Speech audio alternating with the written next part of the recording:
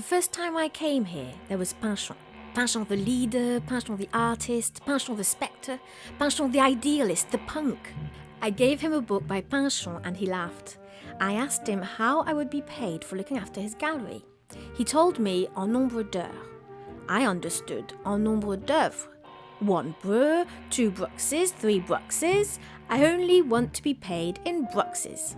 When I look at these 2 columns and at these Giorgio de Chirico faces, it's as if I'm in ancient Greece. A visitor told me that these 2 columns reminded him of a film by Histrion. He claims that Jeanne Moreau plays the part of a column in this movie, and that if the columns had a voice, they would actually sound like Jeanne Moreau.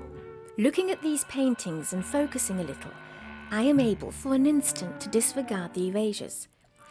As if these figures from the past wanted to speak to me directly, and these little interferences between the figures of the past and the spectator give a kind of authority, an almightiness to these characters who seem ready to leave their slumber, unhappy perhaps with the fate that has been reserved for them. One day, a visitor wanted to buy a work of art. I called Pinchon, the guy paid him and insisted on taking off with the painting straight away, without waiting. He bought Not My Problem and walked off into the street with Not My Problem under his arm, without any wrapping. I would have liked to have been one of those people passing by, riding the bus or the tram, and catching sight of this man in the street with a painting, Not My Problem, under his arm, and with the happy face of a satisfied buyer rushing away. There's a hole now in the gallery. Every night, I practice sitting as long as possible on an invisible chair. I saw a girl doing it once at a private viewing. Maybe she was bored. She would patiently hold the position. So I do the same now, just like her, being her in a way. I've bought the same clothes, because normally I wear trousers. And I've been doing it for weeks now. And I can feel my legs getting harder, stronger. Pinchon makes fun of me. He says, we're not at the gym, so he asks me what I think about art. I say that the best way to feel a painting or a sculpture is to find a sound that matches. A work of art produces a sound, everybody knows that. Through your imagination, you can translate every detail of a painting into sound.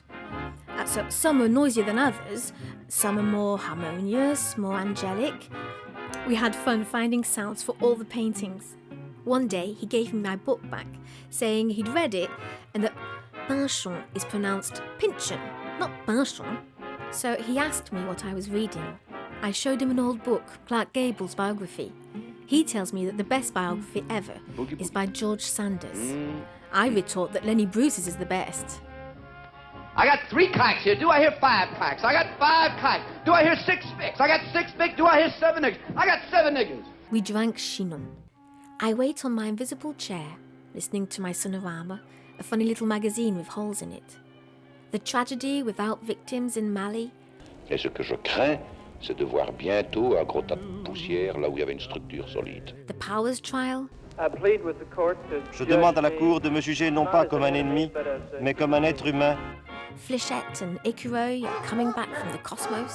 Bickle. On dirait 2 garçons. Piaf. Et toujours, toujours quand je chante, cet oiseau-là chante avec moi. Here, a mother is explaining to her daughter how to sing the love song. Je t'adore. Tu comprends, c'est comme ça qu'il faut la chanter, mon chéri. Oui, mais tu crois pas que... Chaque mot a sa valeur. Oui, maman. But the daughter doesn't care and wants to sing it in her own way. J'attends une lettre, j'attends une lettre, j'attends une lettre de mon amour. Here, magazines have holes, walls have holes, vases have holes too. A funny place to be, a funny place to work. In the end, I found a job somewhere else. I gave the new museum attendant my clothes and my invisible chair. From time to time, I watch her through the window. Happy New Year. Thinking of you.